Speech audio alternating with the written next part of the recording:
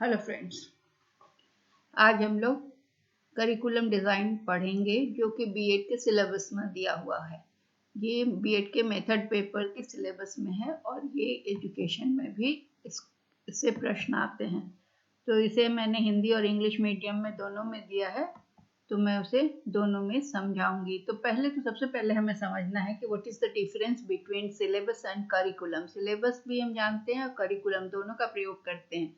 तो सिलेबस और करिकुलम के फर्क को हम समझेंगे। करिकुलम में क्या है कि पूरा कंटेंट जो एजुकेशन बोर्ड या कोई भी पर्टिकुलर कोर्स के लिए जो दिया जाता है, एक स्टिपुलेटेड टाइम पीरियड में जो पूरी चीज़ें पढ़नी होती हैं, इसमें करिकुलम में को करिकुलर एक्टिविटीज़ भी शामिल होती हैं और पढ़ाई करिकुलर एक्टिविटीज़ भी, मतलब स्कॉलिस्टिक एंड को स्कॉलिस्टिक सारी एक्टिविटीज़ इसमें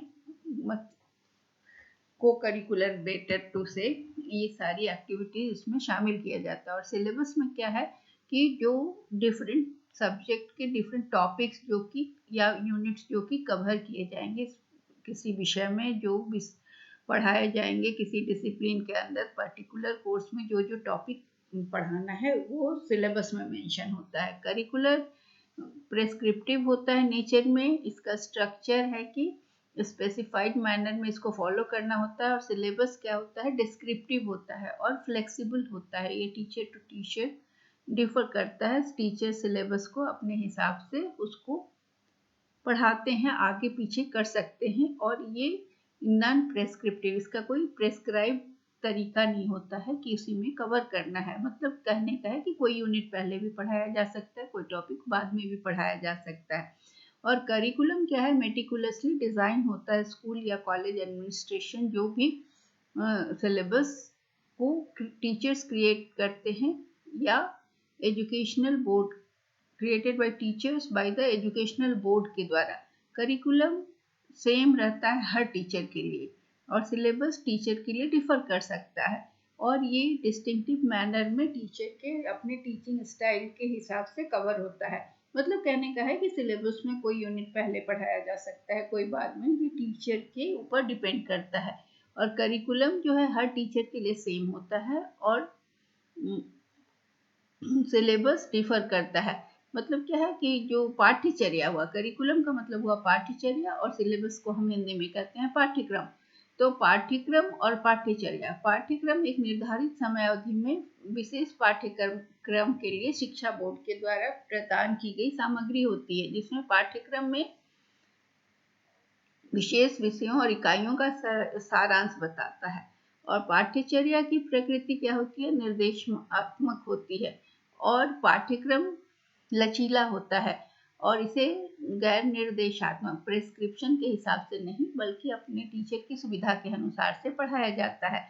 पाठ्यचर्या को स्कूल या कॉलेज की प्रशासन के द्वारा तैयार किया जाता है और पाठ्यक्रम शिक्षकों के द्वारा शैक्षिक बोर्ड के द्वारा बनाया जाता है। पाठ्यक्रम जो होता है वो प्रत्येक शिक्षक के लिए समान हो। पाठ्यचर्या यहाँ पर होगा, पाठ्यचर्या प्रत्येक शिक्षक के लिए समान होता है और पाठ्यक्रम हर टीचर के लिए अलग अलग होता है। ठीक है,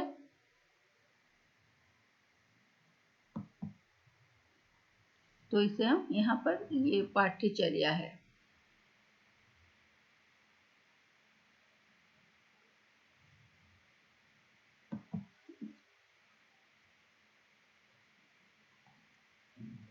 पाठ्यचर्या, ठीक है। अब इसके बाद अगला हमारा जो पाठ्यक्रम और पाठ्यचर्या में जो अंतर है उसको हम अलग फिर से देखेंगे और डिटेल में कि अलग डिफरेंस क्या है। फिर सिलेबस और करिकुलम में है कि करिकुलम, करिकुला वर्ड लैटिन वर्ड करिकुला से आया है और सिलेबस ग्रीक वर्ड से आया है जिसे कि सिटुबा या, तो करिकुलम की उत्पत्ति, करिकुलम शब्द की उत्पत्ति ग्रीक वर्ड करिकुला से आया है। करिकुला से आया है जिसका मतलब होता है की रन और कोर्स, जिसमें कि करिकुलम में क्या होता है कि एक कोर्स होता है जिस तरह से रनिंग का बना होता है उसी पर दौड़ना होता है, उसे हम कहते हैं क्यूरेरे भी बोलते हैं। करिकुलम क्यूरेरे शब्द से भी उसकी उत्पत्ति हुई है। ठीक है, तो और दूसरे तरफ सिलेबस शब्द का की उत्पत्ति हुई है सिटुबा ग्रीक वर्ड से। ये लैटिन वर्ड से हुआ है, ये ग्रीक वर्ड से हुआ है, जिसका मतलब होता है स्लीप और लेवल। करिकुलम क्या है कि इसका स्कोप बहुत गहन होता है, एक्सटेंसिव होता है, ज़्यादा होता है, सिलेबस से वो ज़्यादा गहन होता है, क्योंकि सिलेबस जो है वो किसी विषय से में कन्फाइंड होता है, किसी विषय पर्टिकुलर विषय, किसी खास विषय से जुड़ा होता है। और करिकुलम पूरे कोर्स के लिए वो पूरा कोर्स को निर्धारित करता है। सिलेबस एक साल के लिए होता है और करिकुलम पूरे कोर्स को कवर करता है। जैसे बीएड का सिलेबस हर सेमेस्टर के लिए अलग अलग होगा, लेकिन करिकुलम पूरे बीएड कोर्स का जो 4 सेमेस्टर है उसके लिए होगा। तो करिकुलम पूरे कोर्स के लिए हुआ, सिलेबस हर सेमेस्टर या ईयर के लिए हुआ। करिकुलम सभी सब्जेक्ट को कवर करता है, उसके साथ साथ को करिकुलर एक्टिविटीज को भी इंक्लूड करता है जो कोर्स के दौरान हो, और सिलेबस केवल सब्जेक्ट को, हर सब्जेक्ट जो कि कोर्स में है उसके बारे में बताता है। तो पाठ्यक्रम और पाठ्यक्रम और पाठ्यचर्या।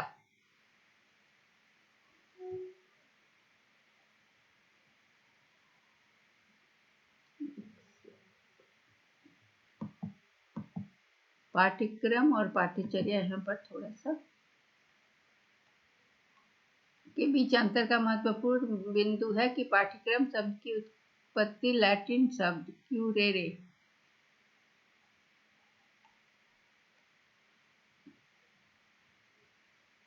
पाठ्यचर्या शब्द की उत्पत्ति क्यूरेरे से हुई है, और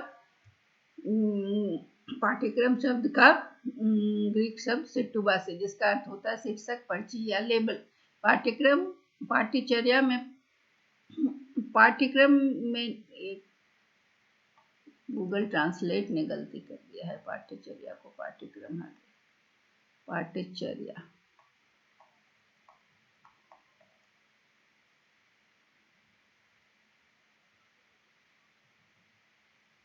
पाठ्यचर्या में सभी विषय शामिल होते हैं। इसके अलावा यहाँ पर को करिकुलर पाठ मतलब शिक्षणेतर गतिविधियां भी शामिल होती हैं इसमें। तो पाठ्यचर्या जो है वो क्यूरेरे शब्द से आया है, लैटिन वर्ड से आया है, और जबकि पाठ्यक्रम शब्द की उत्पत्ति ग्रीक वर्ड सिटुबा से हुई है, जिसका अर्थ होता है पर्ची। पाठ्यचर्या में पाठ्यक्रम की तुलना में व्यापक दायरा शामिल है और पाठ्यक्रम एक विशेष समय तक सीमित रहता है, और जबकि पाठ्यचर्या जो है वो पूरे कोर्स के लिए संरचना प्रदान करता है। पाठ्यक्रम केवल एक वर्ष के लिए होता है, और पाठ्यचर्या जो है वो पूरे पाठ्यक्रम को और पाठ्यक्रम के साथ शिक्षणेतर जो भी गतिविधियां हैं उनको भी कवर करता है। ठीक है, पाठ्यचर्या में सभी विषय शामिल है और शिक्षणेतर का क्रियाकलाप भी शामिल है, और बताया जाता है कि पाठ्यचर्या के दौरान उनका कैसे पूरे कोर्स में कैसे अध्ययन किया जाएगा। और पाठ्यक्रम क्या है कि सिलेबस प्रत्येक विषय के लिए अधिक विस्तृत संस्करण बताता है। तो पाठ्यचर्या और पाठ्यक्रम, यहाँ पर क्या हुआ है कि गूगल ट्रांसलेशन में ये पाठ्यक्रम और पाठ्यचर्या को एक जैसा ही लिख दिया है। तो मैंने यहाँ लिख दिया है जहाँ जहाँ पर पाठ्यचर्या है, पाठ्यचर्या और पाठ्यक्रम में अंतर। अगला है करिकुलम डिजाइन। करिकुलम डिजाइन क्या है कि करिकुलम डिजाइन का अर्थ होता है प्लानिंग पीरियड, जिसमें कि इंस्ट्रक्टर जो है सो इंस्ट्रक्शनल यूनिट अपने कोर्स का तैयार करते हैं, ऑर्गेनाइज करते हैं। करिकुलम डिजाइन क्या करता है कि किस तरह से प्लानिंग किया जाता है, क्या रीडिंग, लेसन, असेसमेंट किस तरह से किया जाएगा ताकि शिक्षा का जो शैक्षणिक गोल है उसे अचीव किया जा सके। ये सब्जेक्ट सेंटर डिजाइन हो सकता है, लर्नर सेंटर हो सकता है, और प्रॉब्लम सेंटर्ड होता है। तो इसमें हमें जो पढ़ना है हमारे सिलेबस में है वो टॉपिकल डिजाइन है, कोरिलेशनल डिजाइन है, इंटीग्रेटेड डिजाइन है, प्रॉब्लम सॉल्विंग डिजाइन है, और कॉन्सेप्ट बेस्ड। तो ये चारों पांच डिज़ाइन को हम अभी डिस्कस करेंगे। तो टॉपिकल डिज़ाइन जो है यह सब्जेक्ट सेंटर्ड डिज़ाइन के अंतर्गत आता है। इस अप्रोच में या इस डिज़ाइन में सेलेक्टेड टॉपिक जो होता है स्टडी क्या, वो एज के हिसाब से और योग्यता के हिसाब से, जिसे छात्रों की उम्र, योग्यता और इंटरेस्ट के आधार पर करिकुलम में इंक्लूड किया जाता है और हर टॉपिक को बहुत पूर्णतया डिस्कस किया जाता है। जहाँ यह पहला इंट्रोडक्शन होता है हर टॉपिक का, उसके बाद वो टीचर क्या करता है कि दूसरे लेसन के साथ उसको लिंक करता है। तो ये अप्रोच कहाँ पॉसिबल है? 13+ और उससे बड़े बच्चे जो होते हैं 13 साल और उनसे बड़े बच्चों के लिए होता है। टॉपिकल डिज़ाइन में क्या होता है, एक टॉपिक का दूसरे टॉपिक के साथ लिंक किया जाता है। करिकुलम मेकर जो होते हैं इसमें क्या करते हैं कि पर्टिकुलर टॉपिक को सेंट्रल थीम लेते हैं ऑफ सोशल साइंस लर्निंग अगर, तो डिफरेंट लेवल ऑफ इंस्ट्रक्शन। अब हर स्टेज पर टॉपिक जो है वो वेरी करेगा, जैसे जैसे बच्चे बढ़ेंगे टॉपिक की डिफ़िकल्टी लेवल भी बढ़ेगी और उनके बच्चों के इंटरेस्ट के हिसाब से उसमें और चीज़ें ऐड होती जाएंगी। प्राइमरी क्लास में बच्चे केवल डेवलपमेंट और कॉन्क्रीट थिंग्स जानते हैं, जैसे food, clothing, shelter, means of transportation, ये सारी चीज़ें जानते हैं। और पढ़ाई का टॉपिक जो होता है जैसे जैसे उनका क्लास बढ़ता है उसके साथ साथ ज़्यादा इम्पॉर्टेंट और डिफ़िकल्ट टॉपिक्स कोर्स में इंक्लूड किए जाते हैं। तो इसे हम टॉपिकल डिज़ाइन कहते हैं। जैसे उसके बाद बच्चों को फिर हम हिस्ट्री पढ़ाते हैं, फिर गवर्नमेंट के बारे में बताते हैं। सेकेंडरी क्लास में बच्चों को और भी चीज़ें पढ़ाई जाती हैं, जैसे कम्युनिज्म, सोशलिज्म, कैपिटलिज्म, इस तरह के, मतलब जैसे जैसे बच्चे की उम्र बढ़ती है, योग्यता बढ़ती है, वैसे वैसे टॉपिक की डिफ़िकल्टी लेवल भी बढ़ती जाती है। तो ये टॉपिकल डिज़ाइन जो होता है करिकुलम का, वो बच्चों की उम्र के हिसाब से उसकी डिफ़िकल्टी लेवल को बढ़ाया जाता है और उसके बाद बच्चों को ज़्यादा से ज़्यादा कठिन चीज़ों को सिखाया जाता है जैसे जैसे उम्र उनका बढ़ता रहता है। तो पहला विषय का पहला परिचय शिक्षक के द्वारा कराया जाता है। उसके बाद आता है टॉपिकल डिज़ाइन के बाद, हम इसे हिंदी में आप पढ़ लेंगे। ये विषय करिकुलम डिज़ाइन जो है वो एक एक्शन प्लान होता है जिससे कि बहुत बड़े मतलब वास्ट मटेरियल जो होता है पढ़ाई का, उसको तरीके से सही तार्किक तरीके से और विवेकपूर्ण ढंग से पढ़ाया जा सके। ये छात्रों को यह समझने में मदद करता है कि कैसे उनके विकास के साथ साथ फैक्ट्स का डिफ़िकल्टी लेवल भी बढ़ता जाता है। यह अप्रोच बच्चों की योग, एज, एबिलिटी और एप्टीट्यूड, रुचि के अनुसार सेट किया जाता है या इसे टॉपिकल डिज़ाइन को अपनाया जाता है। यह बच्चों को एक पर्पस देता है, सेंस ऑफ पर्पस, ताकि वो किसी भी विषय को पूरी तरह से समझ सके। यह अप्रोच टीचर को सब्जेक्ट मैटर कंट्रोल करने में मदद करता है और बच्चों की विभिन्न आवश्यकताओं को देखते हुए उसे पूर्ण करने में मदद करता है। यह पाठ्यचर्या डिज़ाइन जो तार्किक और तर्क संगत तरीके से विशाल सामग्री से निपटने के लिए कार्य योजना प्रदान करता है। टॉपिकल डिज़ाइन जो होता है यह विद्यार्थियों को उनकी विकासात्मक, जैसे जैसे वो विकास करते हैं उनकी सेटिंग के साथ तथ्यों को समझने में मदद करता है। इस दृष्टिकोण को बच्चों की आयु, क्षमता और योग्यता के अनुसार अनुकूलित किया जाता है, मतलब उसके हिसाब से बनाया जाता है। यहाँ पर कुल बच्चों को जो टोटल नॉलेज होता है उससे विद्यार्थियों को शिक्षा के उद्देश्य की भावना को प्रदान करता है। यह दृष्टिकोण जो है शिक्षक को विषय वस्तु को नियंत्रित करने और बच्चों की बदलती जरूरतों के अनुकूल सक्षम बनाने में मदद करता है। तो ये हुआ, लेकिन इस टॉपिकल डिज़ाइन की कुछ कमियां भी हैं। वो कमी क्या है कि ये सब्जेक्ट मैटर की कंटिन्यूटी को ख़त्म करता है, क्योंकि उसके बच्चों के एज के हिसाब से चलता है। तो इससे क्या होता है कि सब्जेक्ट मैटर की कंटिन्यूटी नहीं बच्चों के हिसाब से, मतलब वो बदलती चली जाती है, क्योंकि बहुत सारे एस्पेक्ट्स जो होते हैं टॉपिक में जो इन्वॉल्व होते हैं वो बच्चों की बहुत सारी चीज़ों को छोड़ना पड़ता है, क्योंकि बहुत सारी चीज़ें बच्चों की कॉग्निटिव ज्ञानात्मक एबिलिटी जो होती है उससे कम होती है, या कभी कभी ज़्यादा वो बहुत सारे एस्पेक्ट जो होते हैं किसी विषय के, वो बच्चों की एबिलिटी से ज़्यादा डिफ़िकल्ट होते हैं। तो इससे बच्चों का पूरा ज्ञान देना उनकी एज के हिसाब से किसी भी टॉपिक का पूरा ज्ञान देना संभव नहीं हो पाता है। इसलिए कहा जाता है कि जब टॉपिक जटिल हो और बहुत बड़ा हो, तो ये इसमें क्या है कि और बहुत सारा डिफ़िकल्टी लेवल है, तो यहाँ पर यह एडवाइजेबल हो जाता है कि यूनिट अप्रोच अपनाया जाए, और उसमें क्या है कि बच्चों को यूनिट वाइज डिफ़िकल्टी लेवल के हिसाब से वो टॉपिक पढ़ाया जाए। उससे क्या होता है कि टॉपिक का महत्व जो है, जो चीज़ें उनको बतानी है, उनके बच्चों की एबिलिटी को देखते हुए रोकना पड़ जाता है। तो उससे क्या होता है कि कोई विषय जटिल और जब बहुत बड़ा होता है, तो विभिन्न स्तरों की कठिनाइयों वाली इकाइयों को बच्चों को बताना मुश्किल हो जाता है। तो इसमें क्या है कि अवसर आने पर सभी विषयों के समान, मतलब यूनिट अप्रोच में क्या होता है कि यूनिट वाइज पढ़ाया जाए, फिर उनके जैसे जैसे उनका संज्ञानात्मक क्षमता बढ़े वैसे वैसे यूनिट की डिफ़िकल्टी लेवल को बढ़ाने की आवश्यकता पड़ती है। तो ये नहीं हो पाने से इस डिज़ाइन का यह दोष माना जाता है। Correlation design, correlation this comes from A correlated curriculum design है ये, मतलब कि करिकुलम डिज़ाइन का ये सबसे बेसिक डिज़ाइन है, जो कि बहुत विभिन्न सब्जेक्ट को इस तरह से जोड़ता है कि इसमें फ्रेगमेंटेशन उसको अलग अलग नहीं किया जा सके, या उसमें जो पृथकीकरण है उसको रोका जा सके।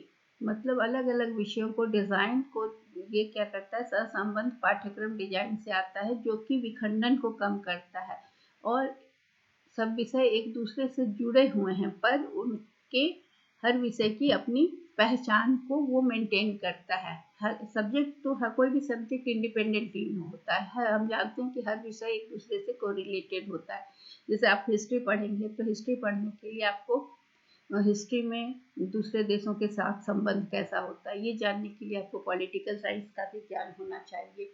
राजनीति विज्ञान का हर हिस्ट्री में व्यापार के बारे में हम जानते हैं, तो व्यापार को जानने के लिए कॉमर्स को पढ़ना होगा। फिर हिस्ट्री में हम किन किन चीज़ों का व्यापार करते हैं, तो उसके लिए हमें उस अर्थशास्त्र और भूगोल का भी ज्ञान होना होगा, क्योंकि मसालों का व्यापार करते थे तो मलमल के कपड़ों का व्यापार करते थे, कौन सा चीज़ कहाँ बनता था तो कपड़े कहाँ बनते थे, रत्नों का व्यापार होता था, मसाले कहाँ उगते थे, तो ये सारी चीज़ों की जानकारी। तो इससे क्या होता था कि हिस्ट्री अपने आप में अकेला नहीं रह सकता था, अलूफ नहीं रह सकता था, उसे दूसरे दूसरे विषयों के साथ सहसंबंध होता था। तो कोई भी विषय को पढ़ने के लिए, अब जैसे किस हिस्ट्री ही पढ़ रहे हैं, तो हमें भाषा का भी ज्ञान जानना होगा, क्योंकि कोई भी चीज़ को पढ़ने के लिए भाषा की ज़रूरत होती है। तो सब्जेक्ट जो है सो एक दूसरे से रिलेटेड होते हैं, लेकिन हर सब्जेक्ट की अपनी आइडेंटिटी होती है। तो इसमें क्या है कि ये कोरिलेशन डिज़ाइन को ब्रॉड फील्ड डिज़ाइन भी कहा जाता है। क्यों? ब्रॉड फील्ड डिज़ाइन का मतलब क्या होता है कि ये इंटरडिसिप्लिनरी होता है, एक विषय का दूसरे विषय के साथ संबंध होता है। ये सब्जेक्ट सेंटर डिज़ाइन का वेरिएशन हो जाता है। यहाँ पर क्या होता है, एक विषय को दूसरे विषय के साथ जोड़ देते हैं, तो क्या हो जाता है कि सब्जेक्ट सेंटर डिज़ाइन से ये अलग हो जाता है। ये डिज़ाइन क्या है कि कंपार्टमेंटलाइजेशन ऑफ सब्जेक्ट को कंपार्टमेंट्स में बांटा जाता है, और इसके बाद उनको इंटीग्रेट किया जाता है, ताकि उसके कंटेंट्स एक दूसरे से रिलेटेड हो। तो इस तरह से इसे कभी कभी होलिस्टिक करिकुलम डिज़ाइन भी कहा जाता है, क्योंकि अब इसकी ये अपने साथ सभी विषयों को एकीकृत करता है, उनके साथ सहसंबंध स्थापित करता है। ये ब्रॉड फील्ड डिज़ाइन या इंटरडिसिप्लिनरी विषय केंद्रित डिज़ाइन की भिन्नता है। यह सहसंबंध डिज़ाइन जो है, यह डिज़ाइन विषयों का विभाजन को रोकता है और एक दूसरे को से संबंधित सामग्री को एकीकृत करना होता है। जैसे हिस्ट्री में हमने बताया कि हिस्ट्री पढ़ने के लिए हमें ज्योग्राफी भी जानना होता है, कॉमर्स भी जानना होता है, इकोनॉमिक्स भी जानना होता है, तो ये और भाषा का भी ज्ञान होता है। तो इसलिए इसे कभी कभी समग्र पाठ्यक्रम भी कहा जाता है, क्योंकि अब कई विषयों के इर्द गिर्द घूमता है। तो ये हमारा हो गया सहसंबंध डिज़ाइन करिकुलम जो बनता है ना, इस डिज़ाइन में सब विषयों को लेकर चलते हैं। इसी में ब्रॉड फील्ड में फिर हमारा एकीकृत डिज़ाइन भी आता है। तो इंटीग्रेटेड करिकुलम जो है, एकीकृत पाठ्यचर्या, ये इसको ऐसा पाठ्यचर्या है जो कि डिफरेंट बहुत स्टडी के अध्ययन के विभिन्न एरिया को जोड़ता है और सब्जेक्ट मैटर का जो लाइन है, जो डिमार्केशन है, उसको कट कर देता है और उसको एक दूसरे से जोड़ता है और कॉन्सेप्ट्स को यूनिफाई करता है। इंटीग्रेशन जो है, एकीकृतकरण जिसको कहते हैं, वो क्या करता है कि कनेक्शंस बनाता है स्टूडेंट्स को, उनको कहता है, उनको अलाउ करता है कि जो कि रियल लाइफ से कनेक्ट करने के लिए। तो इंटीग्रेटेड करिकुलम जो है हमारे स्टूडेंट्स को कैसे बेनिफिट करता है कि वो कैसे प्रभावशाली ढंग से इंटीग्रेटेड करिकुलम टीचर्स और स्टूडेंट्स को क्लासरूम में अधिक सफल बनने में हेल्प करता है। कैसे? Do you wonder why it is important? Curriculum को इंटीग्रेट करना यहाँ जरूरी हो जाता है। तो इंटीग्रेटेड करिकुलम डिज़ाइन इम्पॉर्टेंट है क्योंकि एक क्लासरूम में जब आप जहाँ पर आप मैथ्स, साइंस और सभी चीज़ पढ़ रहे हैं और एक थीम बेस्ड यूनिट पर, तो वहाँ पर कल्चरल डाइवर्सिटी आ जाता है और उसमें विविधता हो जो कि कोर कंटेंट एरिया के टॉपिक्स को कवर करता है। जैसे कि इंटीग्रेटेड करिकुलम के जरिए जब आप पढ़ते हैं तो हमारे स्टूडेंट्स क्या होता है कि उनका कोई भी चीज़ को याद करने का रिटेंशन पावर बढ़ता है और वो इंटीग्रेटेड करिकुलम अगर नहीं इम्प्लीमेंट किया जाएगा तो वो क्षमता घटती है। तो इसके लिए ये ज़रूरी है कि वो कंटेंट को रियल वर्ल्ड के साथ जोड़ते हैं और इंटीग्रेटेड करिकुलम अप्रोच वहाँ पर काम करता है। एकीकृत पाठ्यक्रम क्या है? विषय वस्तु की रेखा को काट देता है और एकीकृत अवधारणा मतलब सभी विषय का जो डिमार्केशन लाइन है उसको अलग करके अध्ययन एकीकृत अवधारणा पर करके उसके विभिन्न क्षेत्रों को जोड़ता है और एकीकरण छात्रों के लिए संबंध बनाने पर ध्यान केंद्रित करता है। इससे क्या होता है कि जो सब्जेक्ट मैटर है उसको वास्तविक जीवन से जोड़ा जाता है। एकीकृत पाठ्यक्रम में छात्र क्या है कि उसे शिक्षक और छात्र को सफल होने में मदद मिलती है क्योंकि वो विषय आधारित इकाई पढ़ एक ही पाठ में वो सब कुछ पढ़ते हैं या एक विषय आधारित इकाई को पढ़ते हैं जो कि सांस्कृतिक विविधता पर ध्यान केंद्रित करती है और मुख्य सामग्री क्षेत्र को विषयों को शामिल करती है। तो जब एकीकृत पाठ्यक्रम के माध्यम से पढ़ाया जाता है तो छात्रों को रिटेन करने में, प्रतिधारण करने में, रिलेट करने में उनकी क्षमता बढ़ती है। इसलिए एकीकृत पाठ्यक्रम में क्या होता है कि विभिन्न विषयों का समागम होता है। इसके पहले भी हम कोरिलेशन और ब्रॉड फील्ड ये सब चीज़ जुड़ा हुआ हो जाता है। स्टूडेंट केवल क्या करते हैं कि रियल वर्ल्ड से ही कनेक्शन नहीं करते हैं इंटीग्रेटेड क्लासरूम में, बल्कि उनकी एक्टिविटी भी बढ़ती है। एक इंटीग्रेटेड करिकुलम का डिज़ाइन का मतलब होता है कि टीचर को चैलेंजिंग, फन, मीनिंगफुल टास्क अपनाना होता है ताकि स्टूडेंट को इंफॉर्मेशन से जोड़ा जा सके।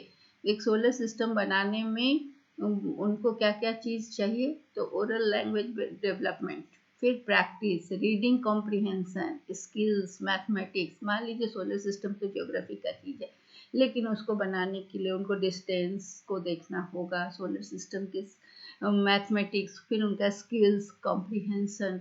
फिर स्टूडेंट को एक लेसन में सोलर सिस्टम के लिए केवल एक ही सब्जेक्ट को पढ़ना या एक ही चीज़ को जानना नहीं होगा, उनको कई चीज़ों की जानकारी करनी होगी। इंटीग्रेशन क्या करता है कि हेल्प करता है, क्लासरूम के एंगेजमेंट को बढ़ाता है और कंटेंट का मास्टरी बढ़ाता है। तो इंटीग्रेटेड करिकुलम का क्या बेनिफिट क्या है कि ये स्टूडेंट्स की एबिलिटीज़ को, छात्रों का कौशल को बढ़ाता है और पढ़ने में समझ की रणनीति के अलावा उन्हें कई बार इम्प्लीमेंट करना, लागू करना, बनाना स्किल को बढ़ाता है। तो इससे छात्रों की समझ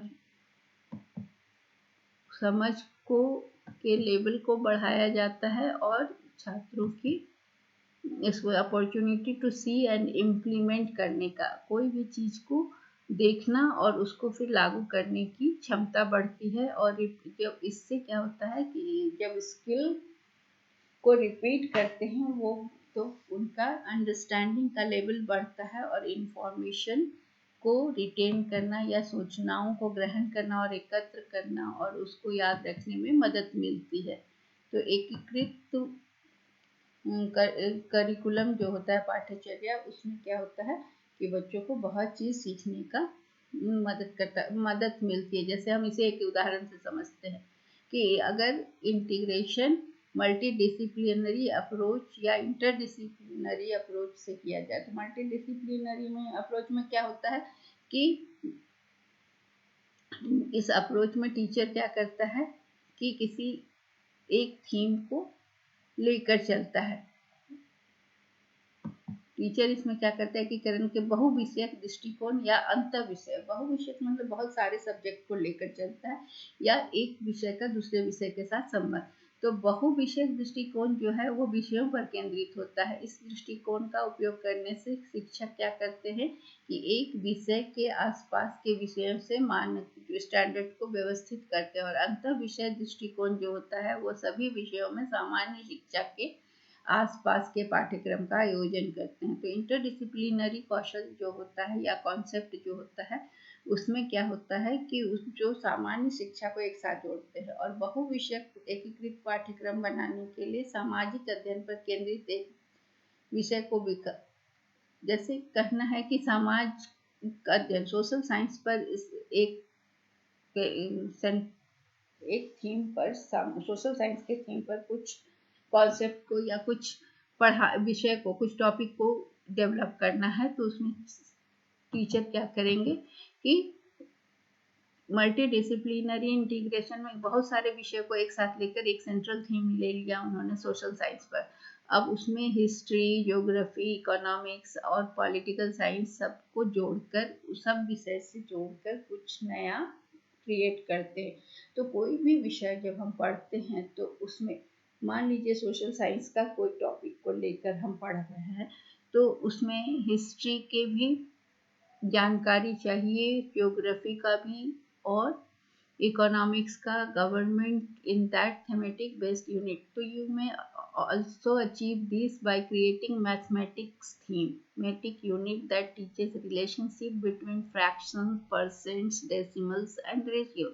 इसमें क्या हुआ कि आप एक तो इंटरडिसिप्लिनरी ले सकते हैं बहुत सारे विषय, या फिर बहुत सारे विषयों को जोड़कर। तो इसमें क्या है कि बहुत सारे डिसिप्लिन के साथ स्टूडेंट कनेक्शंस जोड़कर और लर्निंग को बढ़ा सकते हैं। जैसे मान लीजिए कि आपको एक इंडस्ट्री बैठाना है, तो अगर इंडस्ट्री बैठाने के लिए स्टूडेंट को पूछा जाएगा कि इंडस्ट्री बैठाने के लिए क्या क्या चीज़ें ज़रूरी हैं, तो उन्हें क्या होगा कि इंडस्ट्री बैठाने के लिए सबसे पहले लोकेशन देखना होगा।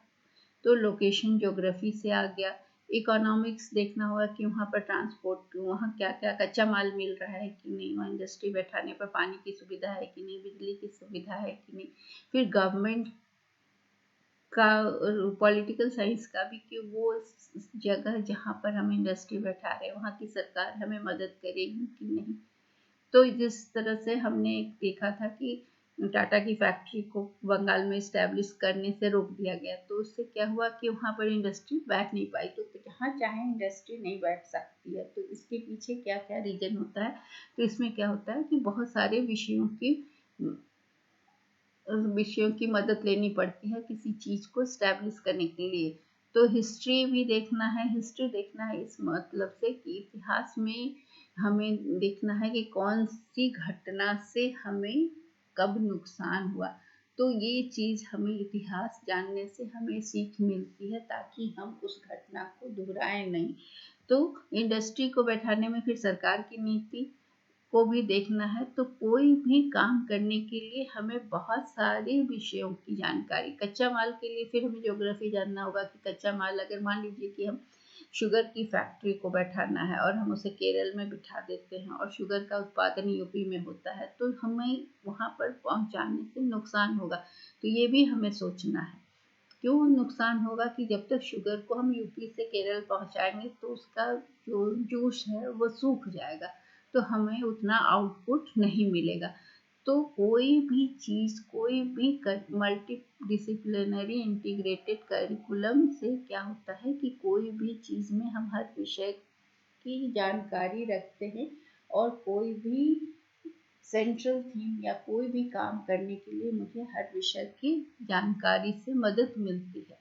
तो इसे हम कहते हैं इंटीग्रेटेड करिकुलम, जिसमें कि सब सब्जेक्ट की जानकारी होती है। मल्टी डिसिप्लिनरी अप्रोच से हम कोई भी चीज़ को जान सकते हैं और उसके बारे में कोई भी डिसीजन ले सकते हैं। तो इसलिए बहुविषयक दृष्टिकोण और अंतर विषय दृष्टिकोण के रूप में हम सोचते हैं, तो उसे हम इंटीग्रेटेड करिकुलम डिज़ाइन कहते हैं। कॉन्सेप्ट बेस्ड करिकुलम में क्या होता है कि जैसे टीचर का जो कॉन्सेप्ट है वो क्या होता है कि हमें कॉन्सेप्ट क्लियर कर देता है कोई भी चीज़ को समझने के लिए, कोई भी क्वेश्चन को सॉल्व करने के लिए। अगर हम कॉन्सेप्ट हमारा क्लियर हो जाता है तो हम उस चीज़ से, उससे रिलेटेड हर तरह के प्रॉब्लम को सॉल्व कर सकते हैं। तो ये करिकुलम का डिज़ाइन ऐसा होना चाहिए जिसमें कि हम कॉन्सेप्ट को क्लियर करें, छात्रों को कॉन्सेप्ट या विषय के बारे में पूरी तरह से जानकारी हो। तो ये क्या करता है कि फैक्ट्स और टॉपिक्स आर रियली इम्पॉर्टेंट।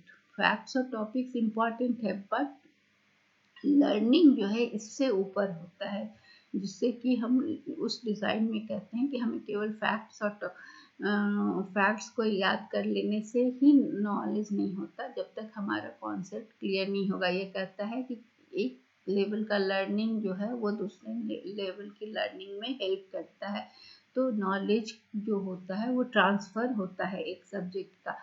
पहले एक सब्जेक्ट्स में एक लेवल से दूसरे लेवल पर पहुंचते हैं, फिर क्या होता है कि एक सब्जेक्ट का नॉलेज से हम दूसरे सब्जेक्ट के बीच में अपने नॉलेज को ट्रांसफ़र करते हैं और उसके बाद लोगों में ट्रांसफ़र करते हैं। तो ये क्या है कि जो कॉन्सेप्ट बेस्ड होता है ये ऐसी व्यापक अवधारणा को सिखाता है, सिस्टम को सिखाता है, जिससे कि छात्र उस चीज़ को पूरी तरह से समझ सकते हैं और उसके बाद उसे वो विषय को अच्छी तरह से समझने के बाद वो आसपास की दुनिया में या दूसरे जगह अपने ज्ञान को ट्रांसफ़र कर सकते हैं।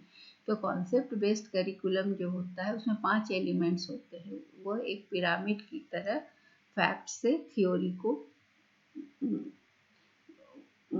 फॉर्म करता है। पहले फैक्ट्स को जानकर फिर थ्योरी फॉर्म होता है। फैक्ट क्या होता है? फैक्ट्स से थ्योरी बनता है, क्योंकि फैक्ट्स ही फाउंडेशन होते हैं किसी भी थ्योरी का। तो concrete piece of knowledge student learn that support everything about them. जैसे मान लो कि हम बच्चों को सिविल वार सिखा रहे हैं, हिस्ट्री में पढ़ा रहे हैं, सोशल स्टडी की क्लास में। सोशल स्टडी में हिस्ट्री, ज्योग्राफी, इकोनॉमिक्स सब शामिल हो जाता है। तो सोशल स्टडी में हम सिविल वार बता रहे, तो सिविल वार को बताने में हमें क्या क्या बताना होगा कि स्पेसिफिक बैटल्स जो कि सिविल लड़े गए, जो लड़ाइयाँ लड़ी गई, सेसेशन, फिर इमेनिशिपेशन ऑफ प्रोक्लेमेशन और सिविल राइट एक्ट क्या है। मतलब क्या है कि तथ्य जो भी हम जानते हैं वो हमें सिद्धांत का नींव बनाते हैं। ये हमारे तथ्य, फैक्ट्स को जानने से हमारा ज्ञान, कौशल ये सब बढ़ता है उससे। तो जैसे मान लीजिए कि सामाजिक अध्ययन की कक्षा में गृह युद्ध की इकाई पढ़ा रहे हैं, तो हम सबसे पहले क्या देखेंगे, क्योंकि हमको कॉन्सेप्ट बनाना है, तो सबसे पहले विशिष्ट युद्धों को जानेंगे, फिर अपगमन, फिर कब उससे मुक्ति की उद्घोषणा हुई, फिर नागरिक अधिकार नियम 1867 का कब हुआ, ये गृह युद्ध से जुड़ा हुआ है। फिर टॉपिक्स, क्या क्या टॉपिक पढ़ना है, तो topics bundle fact together into specific cohesive unit. मतलब क्या है कि जो फैक्ट्स है, जो टॉपिक्स है, टॉपिक्स क्या है, विषय जो कि सभी तथ्यों को एक साथ एक इकाई में बांधता है। वो विषय जो है ना, वो सभी तथ्य को एक साथ बांधकर उन्हें एक कॉन्सेप्ट देता है। वो एक छतरी की तरह है जो कि व्यक्तिगत इंडिविजुअल पार्ट को एक साथ लाकर वहाँ पर, जैसे सामाजिक अध्ययन की क्लास में जहाँ हम गृह युद्ध पढ़ रहे हैं, तो वहाँ कॉन्सेप्ट में क्या हुआ कि गृह युद्ध के कॉन्सेप्ट, थ्योरीज को जानना है। Theories, concept concept of conflict और फ्रीडम। ये जनरलाइजेशन क्या है कि फ्रीडम क्या है, और definition of freedom very by individual, group और टाइम पीरियड। हर टाइम में और हर व्यक्ति के लिए फ्रीडम का डेफिनेशन अलग अलग है, ग्रुप के लिए अलग है, तो जो और टाइम पीरियड में अलग है। तो ये फ्रीडम जो है ना, अलग अलग टाइम में अलग अलग कारण दिया, जिससे कि समाज में संघर्ष हुआ।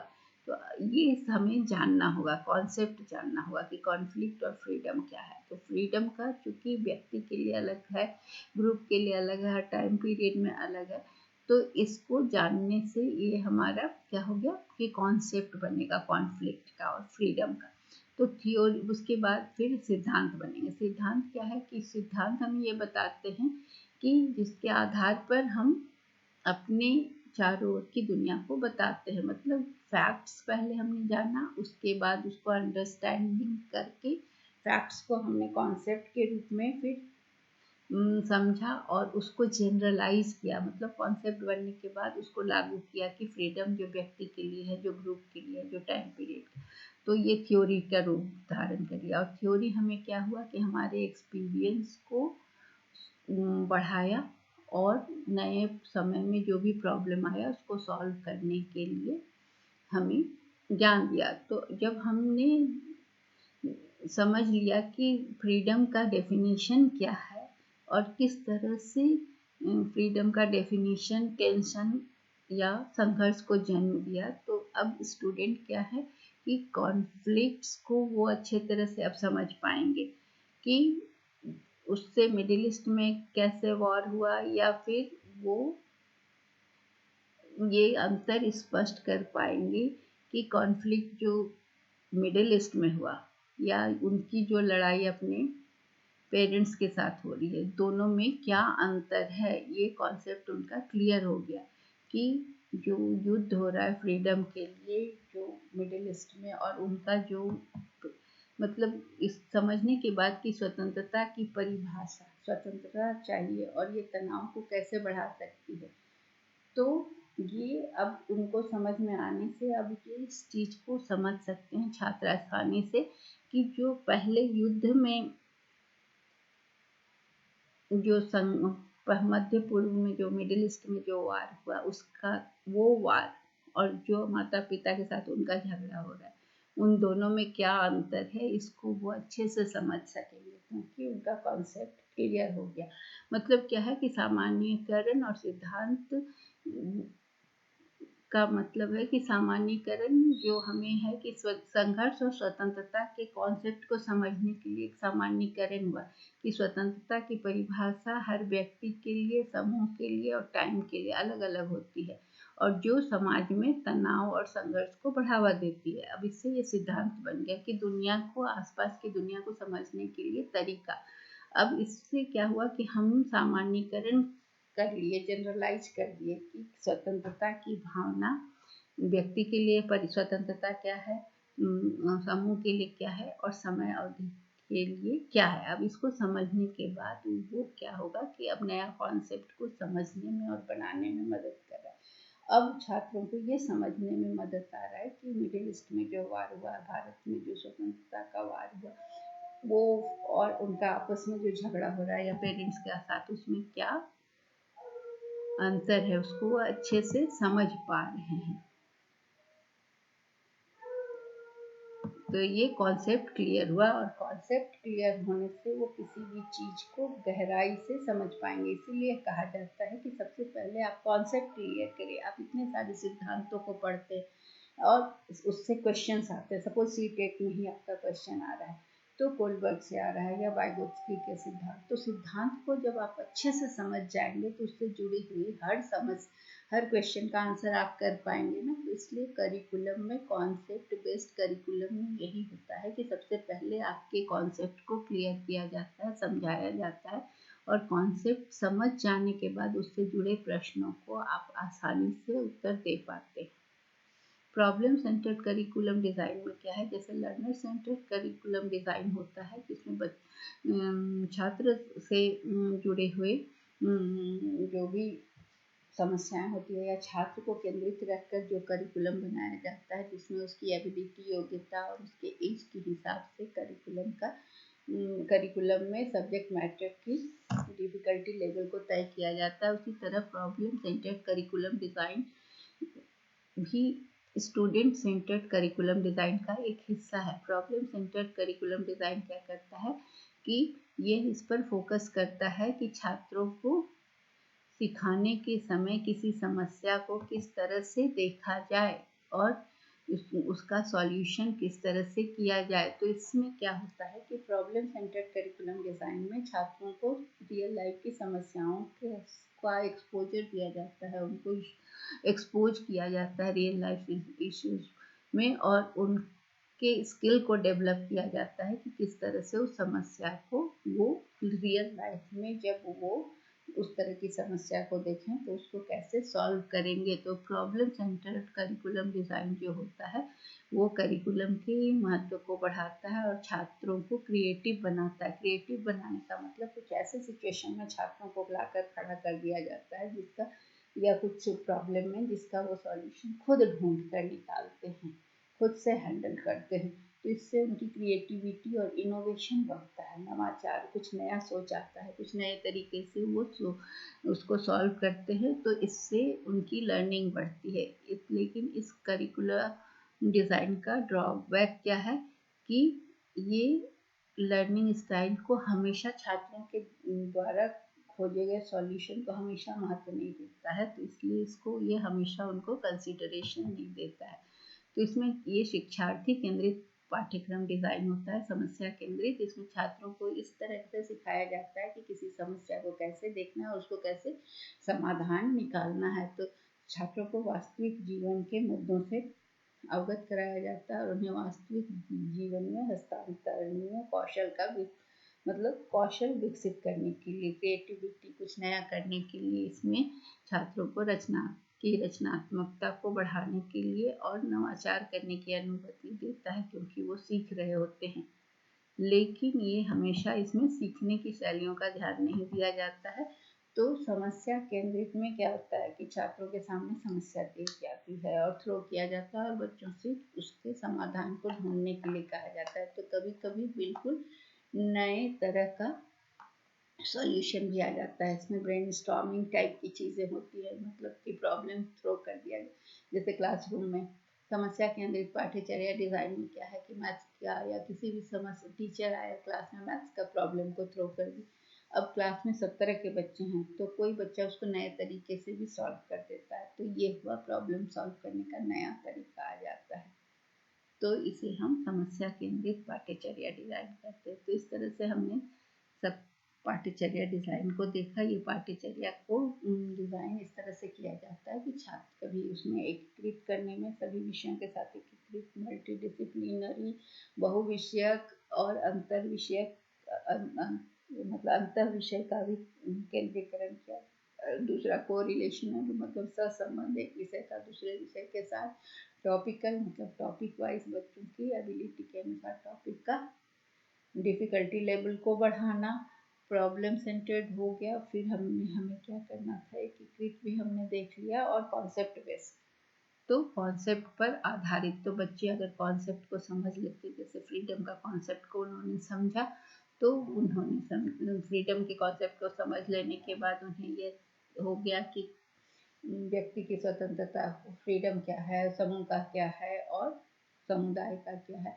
और फिर वो युद्ध जो उनका मतलब देशों के बीच में जो युद्ध हो रहा है, घर में जो उनका कॉन्फ्लिक्ट हो रहा है, या बच्चों का वॉर हो रहा है, या किसी भी तरह का कॉन्फ्लिक्ट हो रहा है, तो उसमें अंतर को वो समझ पाते हैं। तो ये बच्चों की समझ को और उनकी अंडरस्टैंडिंग के लेवल को बढ़ाने के लिए डिफरेंट तरह के पाठ्यचर्या डिज़ाइन किए गए हैं, करिकुलम डिज़ाइन किए गए हैं, जो बच्चों को उनकी समस्याओं से के समाधान में और उनकी लर्निंग को बढ़ाने में मदद करता है। So that's all for today.